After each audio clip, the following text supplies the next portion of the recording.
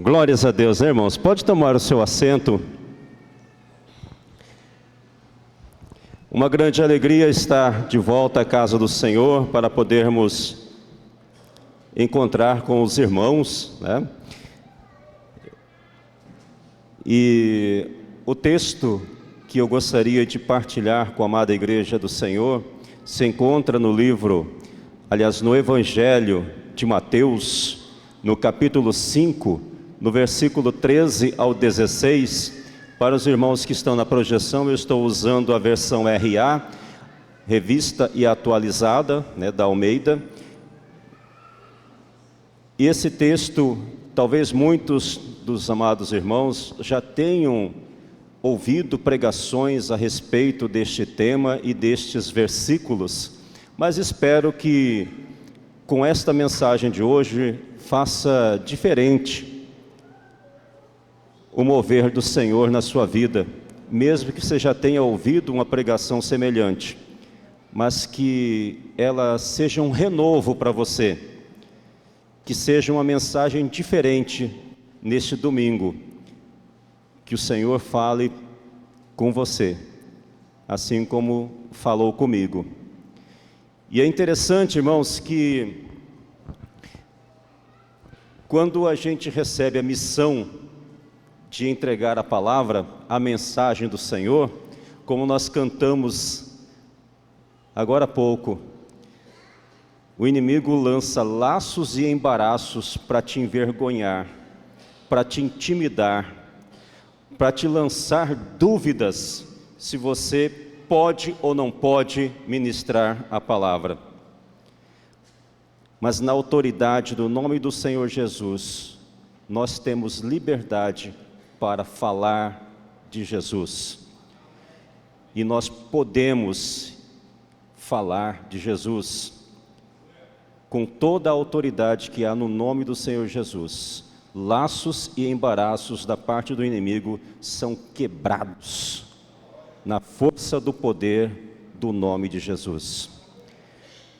Queridos, esse texto muito conhecido diz assim a palavra do Senhor: vós sois o sal da terra. Ora, se o sal vier a ser insípido, como lhe restaurar o sabor? Para nada mais presta, senão para, lançado fora, ser pisado pelos homens. Vós sois a luz do mundo. Não se pode esconder a cidade edificada sobre um monte, nem se acende uma candeia para colocá-la debaixo do alqueire, mas no velador, e alumia a todos os que se encontram na casa. Assim brilhe também a vossa luz diante dos homens, para que vejam as vossas boas obras e glorifiquem a vosso Pai que está nos céus. Amém, igreja? Eu gostaria de destacar as duas frases que iniciam cada parte do texto bíblico.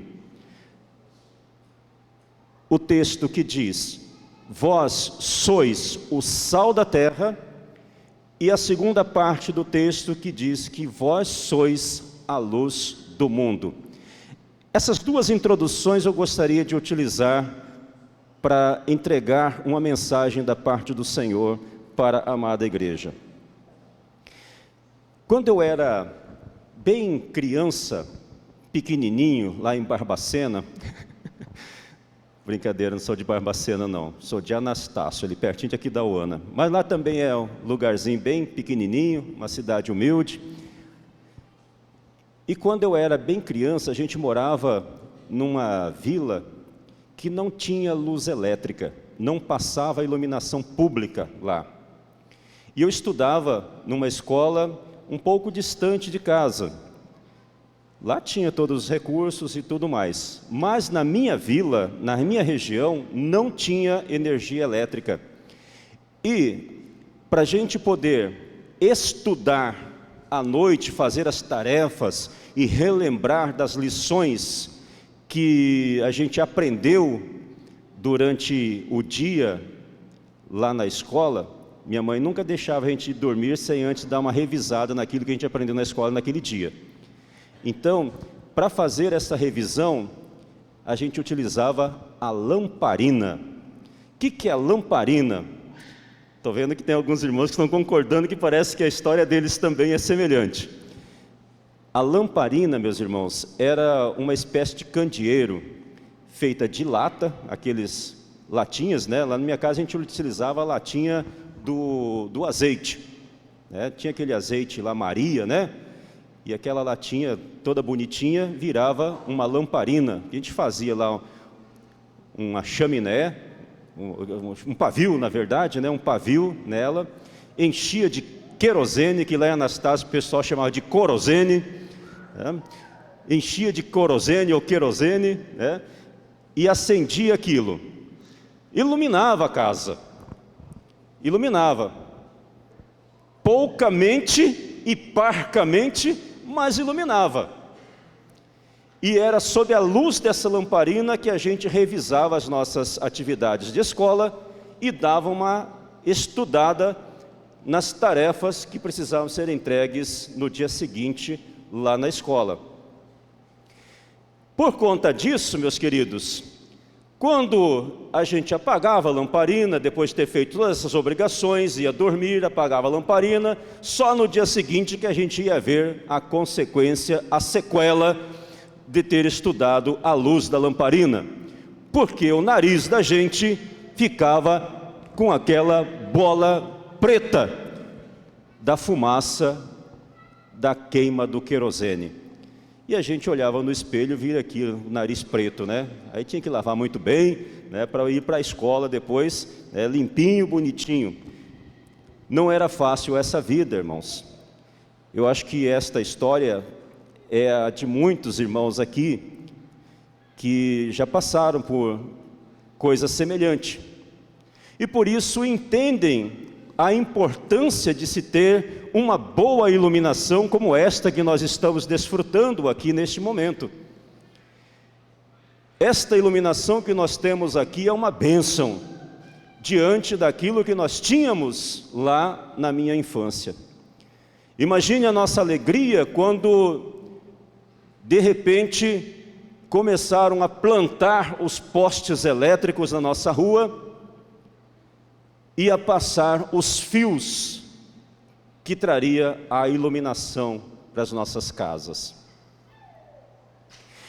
A alegria era tanta que, mesmo antes de ter passado a iluminação, a gente já encomendou eletricista para fazer toda a parte de elétrica da casa, né? Já preparou tudo, porque agora a iluminação ia chegar e a gente ia desfrutar dessa iluminação. Uma alegria, uma maravilha, uma novidade para todos nós. E foi tudo preparado para esse momento, porque agora nós teríamos uma luz digna. Não mais amanheceríamos com o nariz pintado de preto. Então, irmãos, a importância de se ter uma boa luz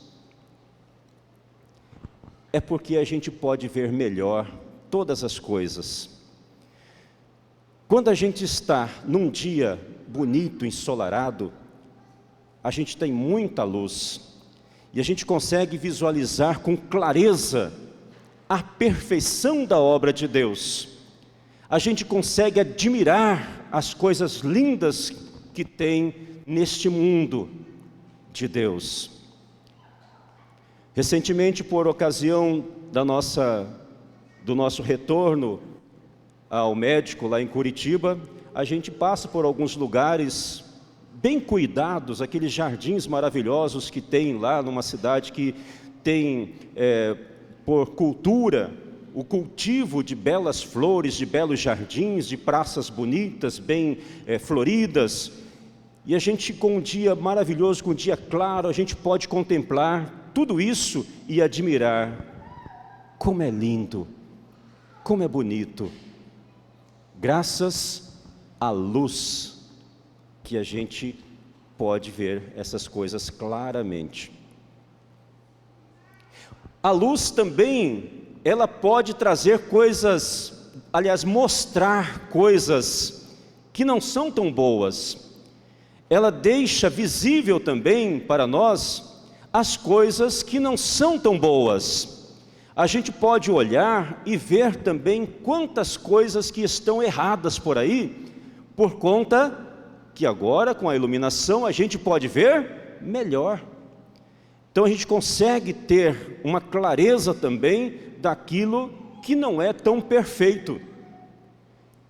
E aí a gente põe reparo nessas coisas, põe ou não põe? A gente olha para essas coisas e fala, nossa, que trem feio, né? Nossa, não capricharam tanto nesse negócio aqui não. Por quê? Porque você vê bem, está tudo nítido, claro para você. Você consegue perceber a importância de ter uma boa luz, de uma boa claridade, de ter uma boa visão a partir de uma boa iluminação? E quando Jesus utiliza esta figura de linguagem, eu sempre gosto de dizer e afirmar, já até foi motivo de palestra na nossa escola, que Jesus, ele foi o maior pedagogo que já existiu neste mundo. Porque o seu estilo de ensinar era algo muito claro, que não deixava com voltas ou com interpretação dúbia, onde as pessoas pudessem confundir o seu ensino e fazer as coisas erradas, porque o seu ensino era preciso, utilizando coisas do dia a dia de cada pessoa, de cada lugar, conforme a cultura e conforme o costume daquele povo. Jesus, sem dúvida, foi o maior pedagogo que já existiu na história da humanidade. Além de ser o Filho de Deus. Porque aqui, mais uma vez, ele está utilizando estes elementos que são tão importantes na vida das pessoas, para deixar uma lição precisa para nós. Ora, se a luz precisa revelar aquilo que é bom, aquilo que é belo, mas também revela aquilo que não é bom, Jesus utilizou essa figura para nos ensinar. E ele diz que nós, eu e você, estamos incluídos nisso. Vós sois a luz do mundo. Então, onde a gente chegar, a gente tem que revelar as coisas boas de Deus. Amém? Onde a gente chegar, olha o tamanho do compromisso que Jesus está colocando para mim e para você, porque nós estamos incluídos nesse ensinamento de Jesus. Ele lá está falando aos seus discípulos, logo após, se os irmãos virem no capítulo 5, a partir do versículo 1, ele profere esse ensinamento logo após ele ter dado um ensinamento para uma grande multidão, o ensinamento das bem-aventuranças. E aí ele se dirige diretamente aos seus discípulos. E quem são os discípulos de Jesus nos dias de hoje? Somos nós, que o aceitamos e o temos como Senhor e Salvador. Então nós somos os seus discípulos. Então essa mensagem, essa palavra é para nós. Ele está nos incluindo nisso. Vós sois a luz do mundo. Percebe o tamanho do compromisso, irmãos? O tamanho da responsabilidade que é colocada para nós? Nós temos essa função de onde nós chegarmos, sermos a luz que, segundo a palavra, diz aqui naquele termo mais antigo, alumia, ou que ilumina o ambiente.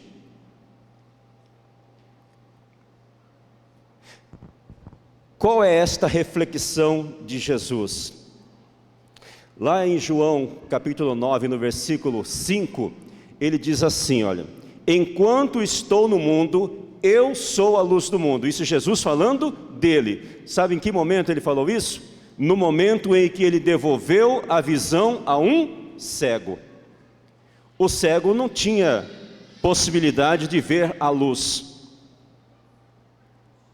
O cego, ele não pode desfrutar do privilégio que nós temos de poder observar as coisas e ver tudo claramente. Então, logo após ele ter dado a visão a um cego, ele diz isso: enquanto estou no mundo, eu sou a luz do mundo. Então, isso significa o quê? Que Jesus tem que ser uma referência de luz para nós. E da forma como ele agia, da forma como ele fazia, nós também precisamos fazer. Porque enquanto ele esteve no mundo, ele foi a luz do mundo. E mais uma vez eu digo, olha o tamanho da responsabilidade, porque a partir desse ensinamento, nós precisamos ser também como Jesus. Enquanto estivermos neste mundo, eu e você precisamos ser a luz do mundo. Que compromisso, né, irmãos? Compromisso sério, sério mesmo. Então, queridos, nesse ensinamento, quando ele diz, vós sois a luz do mundo, significa que nós devemos ser a luz para o mundo. Assim como eu disse da minha infância, no momento em que chegou a luz elétrica lá na minha região, foi uma alegria tremenda, uma grande novidade. Então, quando a gente chega num ambiente, nós também precisamos irradiar esta luz de alegria para as pessoas, para que elas possam sentir a presença do Cristo que está em mim e em você. Isso que implica ser luz. Eu fico imaginando, não sei se isso já aconteceu com você, mas comigo já. Como que a luz é importante para nós. Um dia, estava eu no meu quarto, eu não sei o que eu estava fazendo naquele momento, e sei que deu um apagão. Eu ainda não era casado, a gente morava na casa dos meus pais, e eu estava lá no meu quarto. E no meu quarto era assim, tinha que passar por outros ambientes para você sair até a porta de fora. E justamente naquele momento que eu estava no quarto, puf, apagou tudo. Já aconteceu isso com vocês em plena noite? Gente, é um desespero, porque você não sabe onde que estão as coisas. Naquele momento você não lembra que tem um criado mudo do lado da sua cama. E aí você mete a canela nele, porque você não lembra daquela coisa que está lá. O tempo todo você está lá, sabe que está, mas na hora que dá o apagão você não lembra dele. E aí você levanta meio de qualquer jeito, vai passando por um canto e outro, tentando achar uma claridade, até você encontrar a porta de saída no meio de um apagão, você já levou algumas trompadas aí na vida. Imagina a alegria que é quando a luz volta. Eu não sei, eu sempre morei em vila durante toda a minha juventude e a minha infância, adolescência, mas quando tinha apagão, era um desespero, todo mundo, pá, acabou, e agora? Aí saía procurando algum cantinho que tivesse um pouco de iluminação para ficar reunido ali, daí a gente lembrava até que podia conversar. E aí a gente podia lembrar, né, vinha as pessoas ali junto, já juntava um, já juntava outro, falava, ah, mas lá naquele bairro, ali ó, naquela rua lá tem luz, por que que aqui não tem? Ali, lá tem luz, mas aqui não tem. E aí você fica comparando o que tem do seu que o outro não tem. E aí quando volta a luz, a gente ouve até gritos no meio da rua, não é? A luz voltou. É uma alegria geral. Então, meus queridos, muitas vezes acontece isso também com a gente. Muitas vezes a gente está com a luz fraquinha, apagadinha, né? Está precisando dar uma renovada ali. E muitas vezes a gente fica olhando para as outras pessoas e fala, por que que ele é tão iluminado e eu estou assim tão sem brilho? Desejando às vezes ter a mesma luz que o outro tem.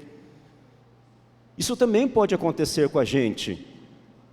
É a hora da gente rever os nossos comportamentos, rever as nossas atitudes, rever os nossos pensamentos e dar uma renovada nisso para que você volte de novo a ter aquele mesmo brilho que você tinha. Isso acontece quando a gente está iniciando na igreja. Recém-convertido, meus irmãos, como que você irradia a luz de Cristo? Como que você irradia a luz de Cristo? Porque as pessoas veem a mudança que acontece na sua vida. E aí, onde você chega, as pessoas falam assim, nossa, como mudou, né? Como você está bonito, como você está diferente. A sua luz começa a irradiar, né? Quando você é crente novo, meu Pai do céu, como que as coisas mudam quando você chega num ambiente, as pessoas notam isso em você. Aí de repente, com o passar do tempo, você parece que vai começando a murchar, esfriar. Nós não podemos, de forma alguma, permitir. Conforme cantamos aqui, eu tirei isso para uma lição para a minha vida hoje, neste dia, antes de ministrar a palavra.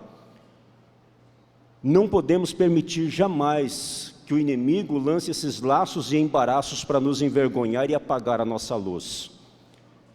Em nome do Senhor Jesus, essa luz ela vai continuar brilhando na sua vida. Em nome do Senhor Jesus, você vai continuar fulgurante, brilhando. E onde você chegar, as pessoas vão continuar vendo a luz de Cristo em você. E você vai continuar sendo a luz do mundo. Sem precisar ficar olhando para a vida do outro e desejando a luz que está nele. Renove a sua, para que você também brilhe assim como brilha a luz de Cristo. Moisés não sabia que o seu rosto brilhava quando ele desceu do monte. Você percebe isso? Moisés nem percebia que o rosto dele estava brilhando quando ele desceu do monte. Tamanha foi a presença, a glória de Deus que foi derramada sobre a vida dele, que ele brilhou, o seu rosto brilhou no momento em que ele desceu do monte. Mas as pessoas notaram que havia algo diferente na vida de Moisés. Isso vai acontecer contigo também. Se já não aconteceu, ainda vai acontecer contigo. As pessoas vão olhar para o seu rosto e vão ver o seu rosto brilhando. A presença da glória de Deus.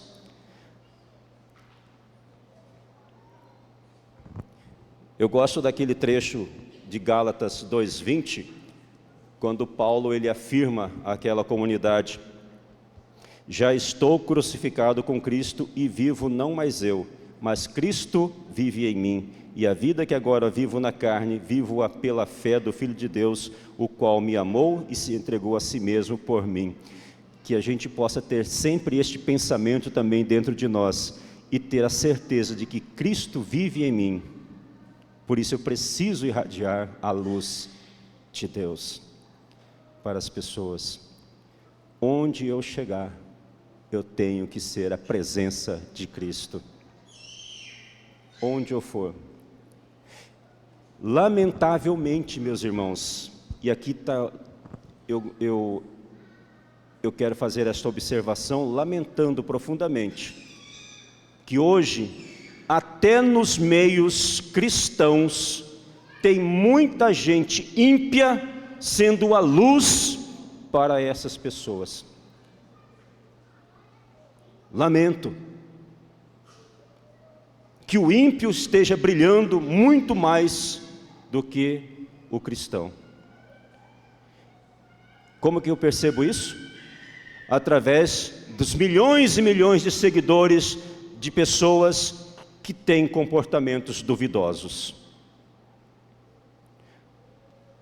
Seguidores que estão vendo em determinados comportamentos e atitudes de pessoas aí fora e que estão achando bonito, estão curtindo, estão dando popularidade a essas pessoas, e a luz dela parece que está muito mais brilhante do que a luz de Cristo que tem que estar dentro de mim, que eu que tenho que brilhar para as pessoas. Mas é o ímpio que parece que está irradiando esta luz, o que é lamentável. O que está acontecendo conosco, cristãos? Às vezes a gente é muito tímido A gente fica muito tímido às vezes. Imagine você chegar na fila, vai estar estreando um filme novo lá no cinema, um filme bonitinho, gostosinho, que dá para a gente assistir com a família. Vamos lá levar a gurizada, levar a criançada, né? Vamos com a família toda lá no cinema para assistir o filminho. E daí você está lá na fila, né, esperando para comprar uma pipoca. Chega um irmão crente mais efusivo, mais entusiasmado e diz: meu irmão, graça e paz, irmão, tudo bem contigo? Olha que bênção foi aquele culto domingo, não é? Você gostou daquela palavra? Que palavra maravilhosa! Irmãos, calma, você parece que se oculta, não quer que fale. Se tiver um lugarzinho para você se esconder, você se esconde, não quer falar. Nós somos tímidos às vezes, e não podemos.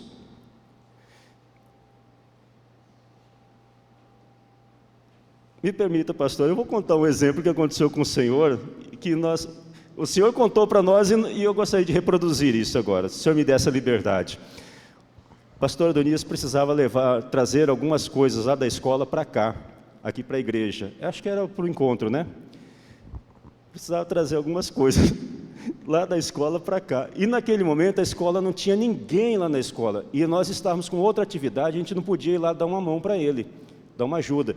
O pastor Adonias, ele chegou lá num barzinho que tinha lá, um boteco ali próximo da escola, chamou todos os caras que estavam com um copinho na mão. A moçada estava com um copinho na mão lá, o pastor chegou lá: estou precisando carregar uns negócios aqui e tal, né, para levar lá para a igreja, estou precisando de uma força aí, né, para ajudar. Os homens largaram os copinhos, as latinhas, largou tudo lá e foram lá ajudar o pastor Dionísio. O pastor Dionísio, durante o movimento de carregar o caminhão lá, a caminhonete, já começou a pregar a palavra para os homens lá, né? É assim que a gente vai brilhando a luz de Cristo para as pessoas. Não podemos ser tímidos de falar de Jesus para as pessoas, de anunciar, para que as pessoas vejam em você que tem algo de diferente, e que aquilo que acontece com você pode acontecer na vida de qualquer um, mesmo naqueles que estão segurando o copinho lá no boteco. Aquilo que Deus fez na vida do pastor Adonias pode ser a mesma coisa que vai acontecer na vida de um daqueles que o ajudaram. Por que sermos tão tímidos, enquanto tem muita gente por aí divulgando coisas que não se aproveita? E eles é que estão brilhando. Percebe? Precisamos ser a luz do mundo enquanto estivermos neste mundo, assim como Cristo foi e continua sendo. Amém, igreja? Agora eu queria falar um pouquinho do sal.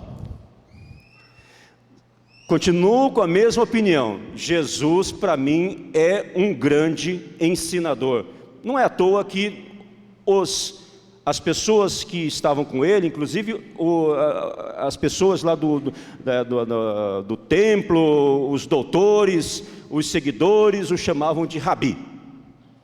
Quer dizer, mestre. Porque ele tinha um jeito muito específico de ensinar e as pessoas entendiam.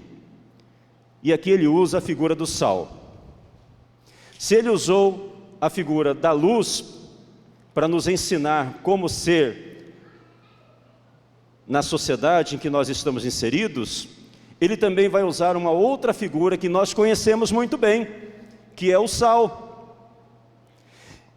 Mas aí, o que é que nós podemos tirar de lição deste sal que Jesus utiliza em sua mensagem? Eu, quando fiquei enfermo com a cirrose hepática, friso bem, não alcoólica, porque essa é uma doença preconceituada, né? Quando a pessoa fala assim: você tive cirrose, mas você bebeu muito, né? Você era um beberrão, né? Não, irmãos, eu não era beberrão e não sou beberrão. Então a cirrose que eu tive, não alcoólica, uma herança genética que já foi quebrada pelo sangue poderoso de Jesus. Meus filhos e minha família não vão ter essa herança, em nome do Senhor Jesus. Parou em mim e foi quebrada essa maldição. Quando eu fiquei doente, a primeira providência que a médica falou para mim foi: tira o sal. Pergunto para os irmãos, quantos dos irmãos tomam café sem açúcar? Aqui. Foi fácil? Foi fácil tomar essa decisão e cumpri-la fielmente? Fácil ou difícil? É difícil, né? É difícil você eliminar o açuquinha lá no café. Agora eu pergunto para os irmãos, é fácil você comer uma comida totalmente sem sal?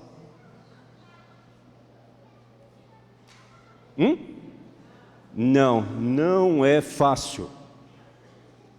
Pensa em você sentir o aroma gostoso da comida. Quando está sendo feita, você sentir o aroma dos temperos, todos eles ali sendo feitos, bonitinho, a comida sendo preparada com tanto carinho, com gosto, aquela comida, aquele aroma maravilhoso. Nossa, essa comida deve estar muito saborosa. Aí quando você pega, serve o seu prato e dá uma garfada naquela coisa, e você não percebe a presença do sal. Fica tão sem graça, estraga tudo que você tinha de expectativa. Você tinha uma expectativa de comer uma comida saborosíssima pelo aroma, você já fica até cheio e satisfeito só de sentir o cheiro da comida, mas quando você come a comida, você percebe que ela não tem sabor. Não tem sabor.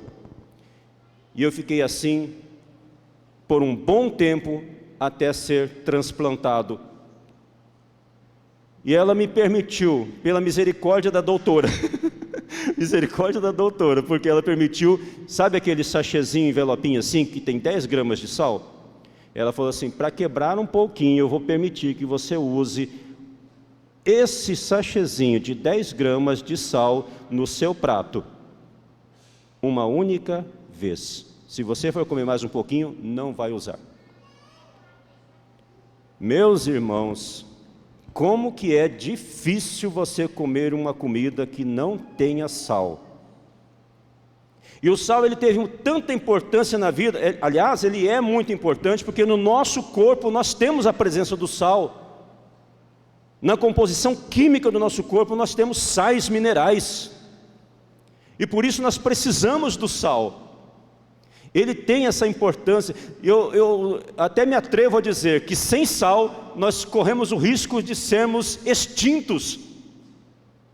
E muitos animais e seres vivos desta terra que não tiver a presença do sal no seu organismo, corre sério risco de ser extinto. O sal é tão importante que ele já foi até moeda de troca. Lá no exército romano, eles usavam o sal para pagar o trabalho dos romanos, dos soldados romanos. Por isso até hoje nós chamamos aquele pagamento que a gente recebe no final do mês de salário.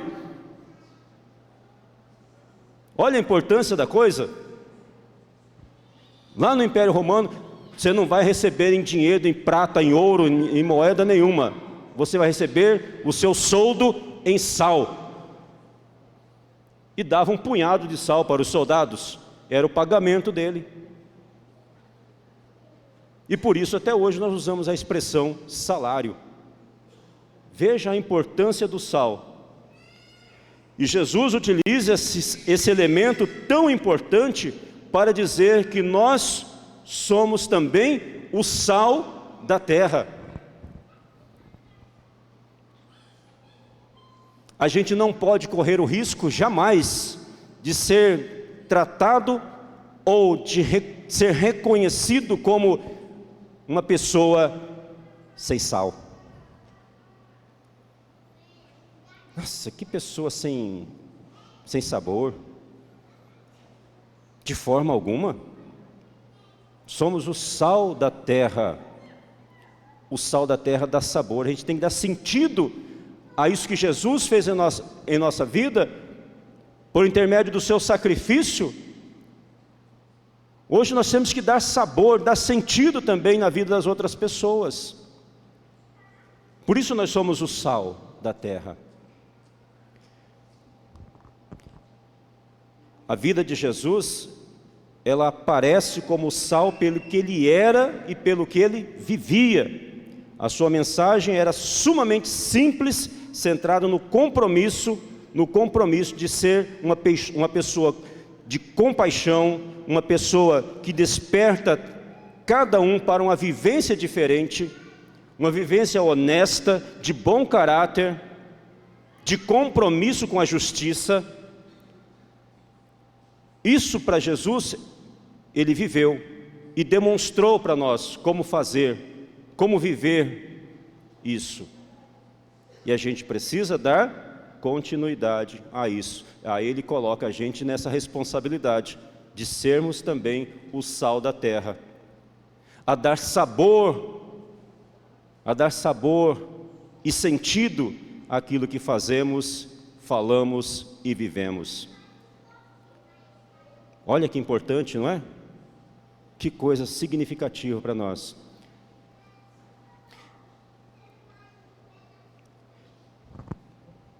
Eu fico imaginando também, irmãos, que não deve ser nada fácil, e eu sei que muitos de vocês já passaram por essa situação, quando você está doente e que é internado no hospital e você recebe a alimentação no seu leito, e é completamente diferente daquela que você recebe na sua casa. E aí a gente fala assim, né? Ai, como eu detesto comida de hospital.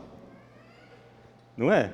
A gente fala assim, nossa, comida de hospital não tem sabor, não tem aquela coisa, né? Aquele amor, parece, né? As pessoas parece que não capricham naquilo que vai dar para o doente, coitado, né? É uma comida sem azeite, uma comida sem sal, uma comida sem muitos temperos, não sei o quê. Lá no hospital tem sentido e fundamentação, mas aqui na nossa vida, na sociedade, não tem muito sentido. Então, por isso, a gente precisa valorizar, sim, a presença do sal, aquilo que nós somos. A gente não pode ser comparado com uma comida de hospital. A gente tem que ser comparado com uma comida gostosa, saborosa. E vou dizer algo mais. Tem churrasqueiros de plantão aqui, né? Estou vendo um ali. Já está me olhando assim. Todo mundo sabe que o bom churrasco não precisa ter mais nada além do sal. Então, quando a gente também é comparado a sal, a gente tem que ser essa diferença na sociedade. Churrasquinho bom é aquele churrasquinho puro que você sente o sabor da carne e a presença do sal que foi derretido ali com o calor e ficou aquela crosta por cima. Aquilo dá sabor, isso faz o churrasco ficar saboroso. Agora, se estiver na medida certa, todo mundo elogia. E se o churrasqueiro errou a mão e colocou sal demais? Está pensando que nós somos boi, é? Vai comer esse mundo de sal aqui? Aí recebe as críticas, porque o sal passou da conta, exagerou. E quando falta o sal, às vezes a pessoa diz, minha pressão baixou. Por quê? Faltou sal. Põe sal na língua dele, né? Então sal tem que ser na medida certa. Não pode ser exagerado, não pode ser menos. Tem que ser o sal perfeito, na medida certa. O que extrapola, estraga. Estraga. O que falta, dá prejuízo. Às vezes a pessoa fala assim, eu estou com a pressão alta, tira o sal. Minha pressão está baixa, dá sal para ele. Então tem que ser tudo na medida. O sal é importante. Então nós também somos importantes. Se Jesus está dizendo que eu tenho que ser o sal da terra, eu preciso dar essa importância a isso. porque onde eu passar, se eu sou a luz do mundo, eu tenho que dar sabor e sentido também a isso. Senão fica incompleto. As imagens do sal e da luz servem também de apoio para justificar duas formas diferentes de presença e de ação no mundo. A referência ao sal remete a uma ação invisível, porque ninguém fica olhando para ver se tem sal na comida, ele é invisível, mas você sente a presença dele. Pois concede a presença dos cristãos no mundo, a presença silenciosa na realidade, a inserção na sociedade, deixando atuar pelo testemunho de cada um, a força do Evangelho que, como a semente, uma vez semeada, germina no campo, de dia e de noite, sem que o semeador perceba. É assim que a gente deve levar a nossa vida, sendo o sal da terra. Que o nosso testemunho, a nossa vivência seja percebida pelas pessoas. O quanto Deus faz a diferença na minha vida e na sua vida. As pessoas precisam perceber isso, a ação de Deus na minha vida e na sua vida. Isso é ser o sal da terra. Agora vamos pensar aqui praticamente. Trazer isso na prática. Se lá no meu trabalho eu fico dando um nó, passo as minhas horas, a maior parte do tempo estou ali no meu celularzinho, vendo rede social e não estou produzindo, estou sendo sal? Não estou sendo sal. Estou dando um nó. Se eu não pago minhas contas, sou um cliente ruim, estou sendo sal? Não estou. Se eu vivo falando da vida das pessoas, conversando isso e aquilo sobre alguém ou algo, estou sendo sal? Não estou. Então, a gente precisa olhar para as nossas atitudes, nossos comportamentos, para a gente poder ver, estou sendo este sal que Jesus está pedindo que eu seja? Ou estou deixando tudo sem sabor? Esta é a prática do Evangelho. Se eu levo uma vida desregrada, desonesta, mau caráter, eu vou ser luz? Não vou ser luz. Eu vou ser sal? Não vou ser sal. Posso ser qualquer outra coisa, menos o sal e a luz do mundo, né? Esse não é o reconhecimento que nós queremos para a nossa vida. Nós queremos ser identificados pela marca de Cristo. Devemos ser identificados como a marca da promessa do Senhor. Devemos ser identificados como aquela pessoa que é reta, por aquela pessoa que teme a Deus e nos seus exemplos dá demonstração disso. Tem um velho ditado que diz assim, né? Se for evangelizar, se for preciso, use as palavras, se for preciso. Mas a melhor evangelização que você faz é através do seu viver, do seu exemplo. Então, isso é ser sal e é ser luz do mundo. Que a gente possa ter sempre esta ação do Espírito Santo em nossa vida para perceber onde estamos falhando, onde estamos errando, para que a gente possa rever a nossa vida e voltar a brilhar novamente como a luz do mundo. É perceber se os meus exemplos não estão demonstrando aquilo que eu digo ser, ou aquilo que eu pretendo demonstrar, porque se eu não estou dando essa demonstração, então não estou sendo o sal da terra. Se os meus exemplos falam ao contrário daquilo que eu estou falando, daquilo que estou afirmando, eu deixo de ser sal da terra. E, portanto, deixo de assumir esse compromisso que Jesus pede para mim e para você. Isso que ele falou foi depois das bem-aventuranças, dirigindo-se aos seus discípulos. E como continuadores desta obra dos discípulos de Jesus, nós também recebemos este compromisso. Você quer aceitar este desafio? Quer que Jesus faça a diferença na sua vida para que você seja verdadeiramente a luz do mundo, que você seja o sal da terra?